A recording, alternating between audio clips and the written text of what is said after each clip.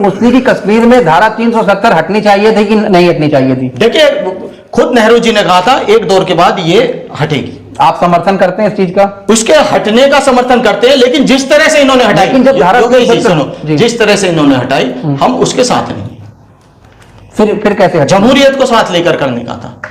कांग्रेस ने यही कहा, जब धारा 370 का मामला करना था तो सब लोगों को साथ मिलकर, सब लोगों को साथ लेकर, क्योंकि ये सरकार में है, जो सरकार में मुखिया होता है वो पूरी फैमिली का हेड होता है। तो इस समय जो देश के हेड हैं वो मोदी जी हैं। वो सिर्फ वो इस समय अपने आप को भाजपा के हेड या आरएसएस के हेड के तौर पे ना काम करें।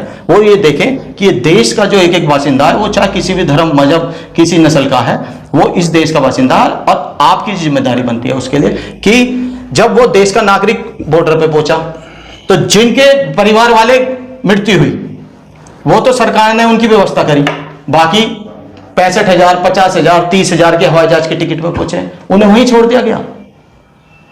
मतलब कोई जिम्मेदारी नहीं है। ये सवाल उठता है बजरंगी जी कि जब पहलगाम का हमला हुआ उसके बाद एयर इंडिया ने अपने टिकट के रेट बढ़ा दिए और इसका सोशल मीडिया पे विरोध हुआ। जो आम लोग थे उन्होंने भी इसका विरोध किया।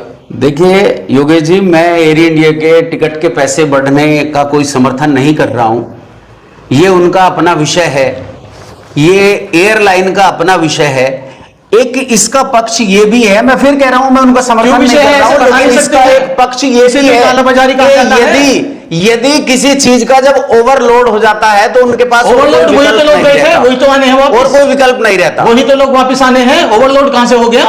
नहीं, उनसे ये केवल आप लोगों को जानकारी है, उनसे ऐसा कोई सिर्फ आने ही आने वाले थे, सिर्फ हिंदू ही तो आने थे। उनसे ऐसा कोई पैसा नहीं वसूला गया। वो एक सामान्य रेट पर ही आए, जो वो एक सामान्य रेट पर ही आए। बाद में जब वहां अफरी तफरी। योगेश जी, आप शायद, मुझे लगता है आपको भी जानकारी नहीं है यार, उन्हें लूटा गया कि नहीं लूटा गया। एक चीज क्या सरकार को गाइडलाइन जारी करनी थी कि नहीं करनी थी?